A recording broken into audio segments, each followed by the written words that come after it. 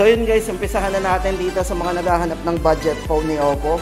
Guys, ito for Oppo A16. Ito na po yung ating update ngayong October 19, 2023. Sa mga nagbabalak palang bumili ng phone ni Oppo, guys, ito na po yung ating latest update.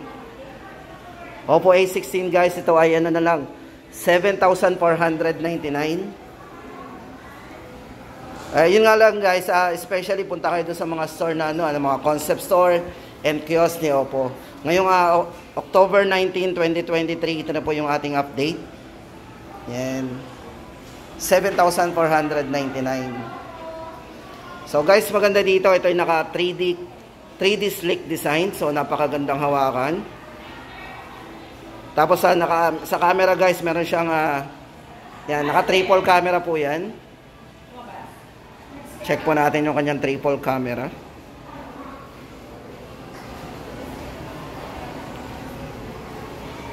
Tapos isa po sa highlights nito guys, meron siyang naka HD plus eye care display po yan. So protected po yung ating mata kahit tayo ay magbaba dito. Yan. So, tama-tama sa mga bata at sa mga parents na naghahanap ng budget phone ni Oppo yan. Oppo A16. Then sa battery guys, meron na rin itong 5,000 mAh long lasting battery. So yun ang ating latest update para kay Oppo A16. Tapos guys, lipat tayo for Oppo A57 guys. Ito sa mga naghahanap ng Oppo A57. Sa mga ibang vlog natin hindi natin na-mention to. Pero dito guys, ito na yung ating pagkakataon. For Oppo A57 guys, price update natin 8,999. So napakaswerte natin kasi meron silang display nito.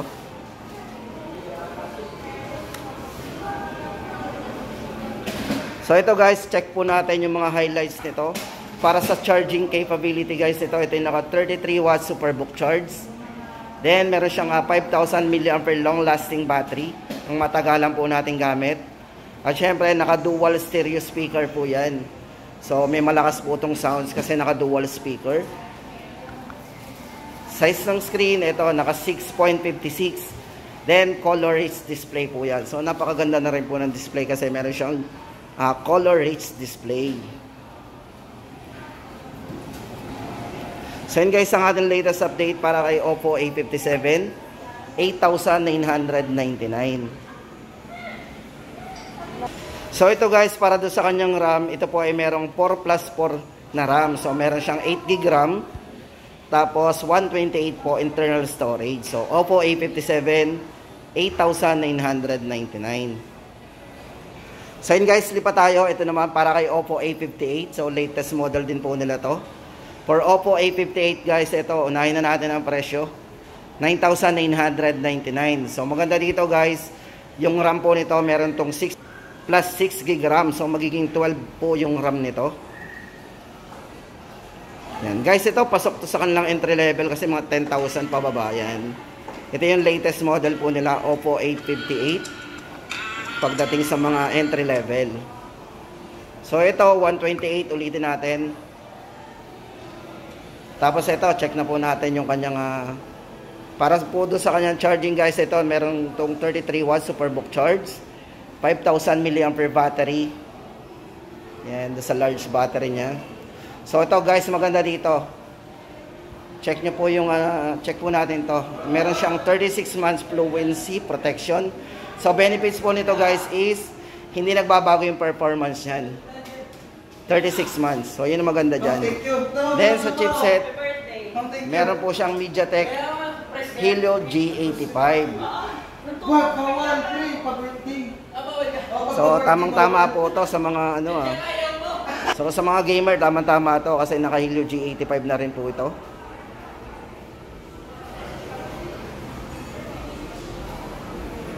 Then naka dual stereo speaker na rin po 'yan para sa ultra volume mode. Yan. So yun guys, ang ating latest update for Oppo A58, 9,999. Check po natin.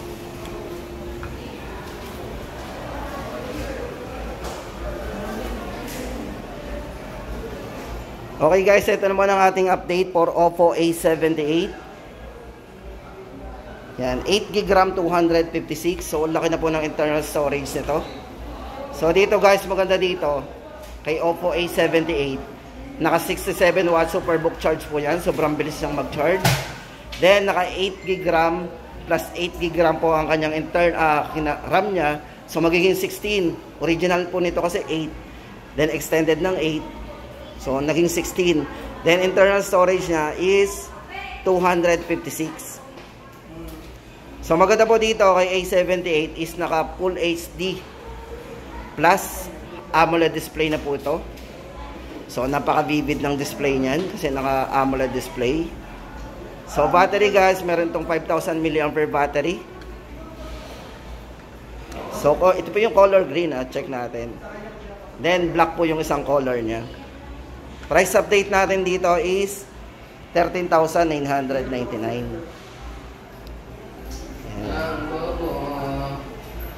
Hindi nagpa-picture. So yun guys ang ating update para kay Oppo A78.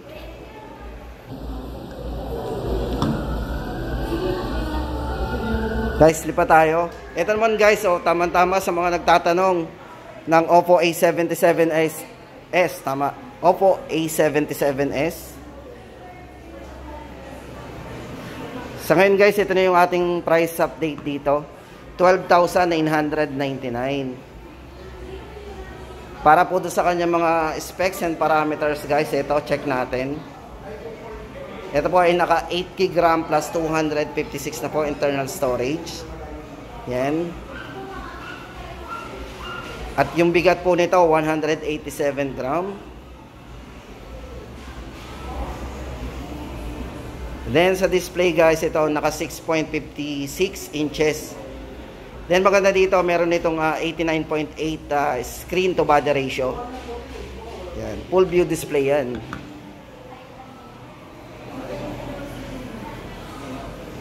Then sa camera, meron na rin siyang 50 megapixel na camera. Then 2MP para sa depth camera and 8MP para naman sa front camera. At yun guys, maganda dito, ito chipset niya, naka Qualcomm Snapdragon 680 na po yan.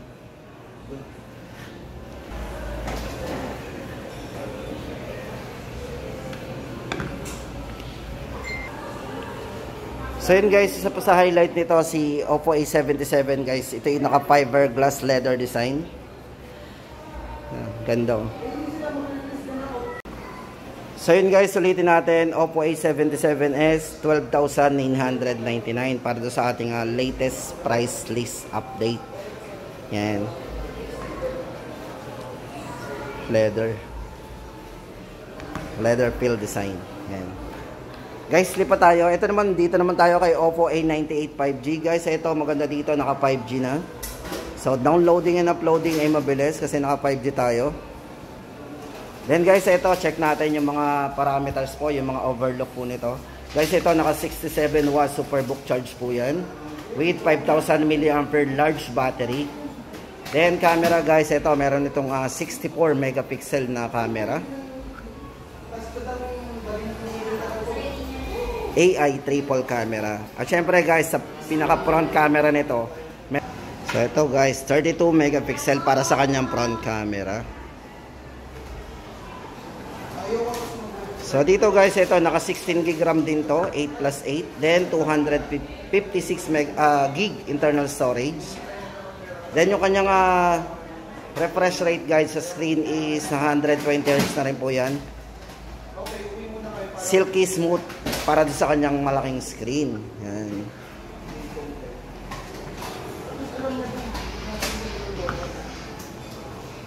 Check po natin yung kanya. Ito guys ay merong 40 times zoom. So meron siyang 40 times na micro lens. Check natin yung kanyang macro lens.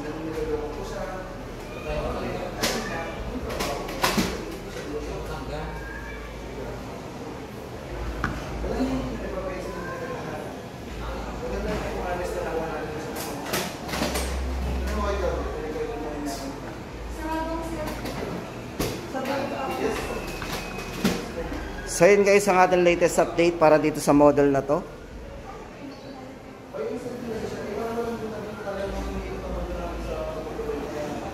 Yung nga pala guys, silipin natin yung chipset nito. Syempre, kailangan nating malaman sa mga nagtatanong sa chipset po nito. Guys, ito naka Helio G95 5G processor po yan. Yan. So yun guys, ang ating latest update para kay Oppo A98 5G. Tapos guys, lipat tayo doon sa mga ano nila, sa mga high-end po nila. So yung mga flagship phone ni Oppo. Ito guys, good news sa mga naghahanap ng discounted price po ng mga model ni Oppo. Like ito guys, si Oppo Reno 8T. Ito, from 18,999. Guys, ito, naka-markdown na po yan. So, naka-discount tayo ng 2,000. Magiging 16,999 na lang po ngayon. So, ito guys, yung highlights po nito. Para sa camera, meron itong 100 megapixel portrait camera. So, sa mga mahilig mag-selfie at mag-camera, mag-video, guys, ito. Meron siyang 100 megapixel na camera.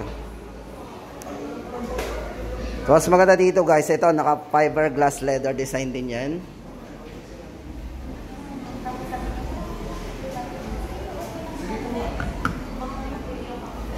Then maganda dito guys, ito hindi magbabago yung nito, yung kanyang performance. Kasi guys, ito meron siyang 48-month fluency protection.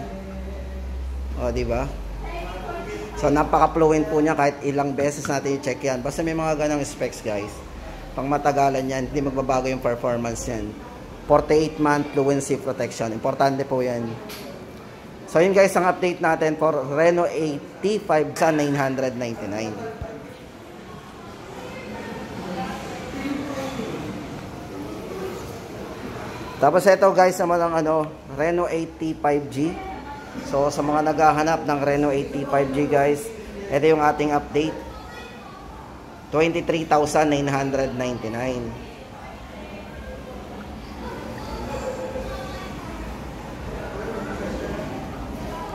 So guys, ito maganda dito, naka 120 Hz po yung refresh rate nito. Then naka 3D curve. So yan, mas mumukha siyang manifest kasi naka curve yung screen niya. Then maganda pa dito sa camera guys, ito 108 megapixel. Check po natin kung gaano kalinaw.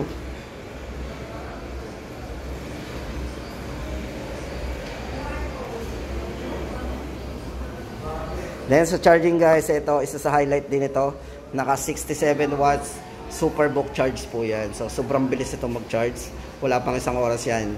Then sa RAM and ROM po, naka 8GB RAM plus 8GB RAM po yan, 256 internal storage.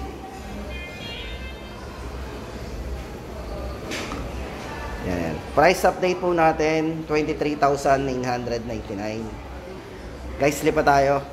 Ito guys, good news din to para kay Oppo Reno 8 5G. Ito guys, from 29,999, discounted din po to ng 2,000. So may maliless po tayong 2,000 dito. Yan guys, sa mga nagtatanong sa ating comment section, yan. Ito na po yung ating latest update. Reno 8 5G. Ito guys, para doon sa kanyang highlights. Ito guys ay ito sa camera. Ito ay naka dual Sony flagship sensor. Check natin. Then naka 80 watts superbook charge. So sa mga mahilig mag-camera, especially sa gabi. So yan, naka ultra night video sa mga hilig mag-video. Tama-tama sa inyo to. Sobrang linaw po ng camera nito. So may ultra wide din. Kung gusto natin makuha yung lahatan, mas maluwang yung screen, yan. Meron siyang ultra wide. Then syempre guys, yung chipset, naka MediaTek Dimensity 1300 po yan. Tama-tama yan sa mga gamer at syempre sa mga mahilig mag-upload, mag-download ng mga heavy natin application. So price update po natin, discounted po ng 2,000. 29,999 less 2,000, ngayon po ay 27,999 na lang. Oppo Reno 8 5G.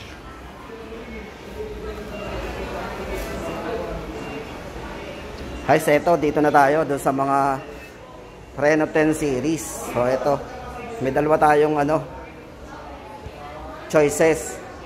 Ito guys, para sa kay Oppo Reno 10 5G. Ito po yung ating update dito sa presyo niya. 23,999.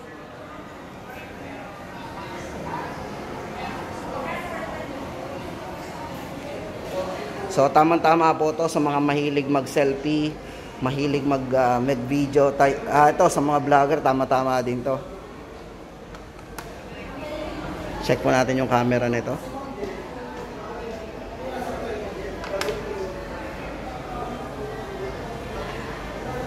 Ito guys, sa camera, meron siyang 32 megapixel para sa kanyang telephoto lens, portrait camera. Then sa rear camera, meron siyang 64 MP ultra clear para sa main camera. Check po natin ang main.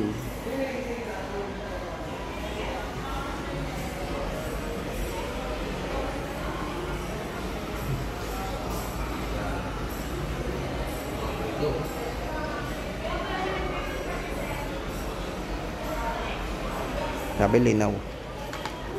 So yun guys, ang ating latest update dito para kay Oppo Reno 10 5G. 23,999.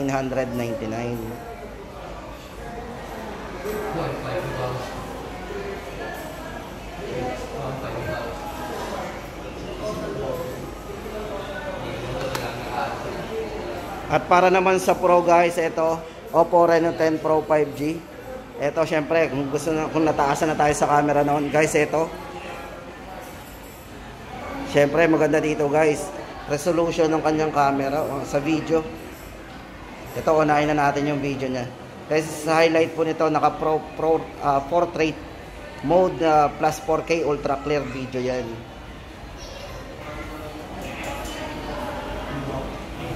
Then sa camera, meron siyang 50 megapixel para sa ultra clear main camera with optical image stabilization.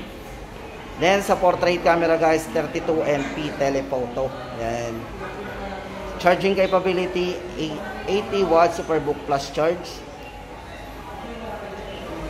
So yun guys, sa mga gusto mag-avail ng Oppo Reno 10 Pro 5G, ito na po yung ating latest update ngayong October 19, 2023. So maganda dito guys, yung mga flagship po na yan ay naka 0% interest po yan sa mga credit card. So check po natin sa mga store. At syempre available din po yan through home credit. Sa mga gusto mag-avail ng home credit, pwede po yan. So yun guys, ang ating latest update ngayon, October 19, 2023 sa mga model ni Oppo. Dito sa mga entry level, mid range, and syempre sa mga flagship na mayroong mga discount din. Ayan.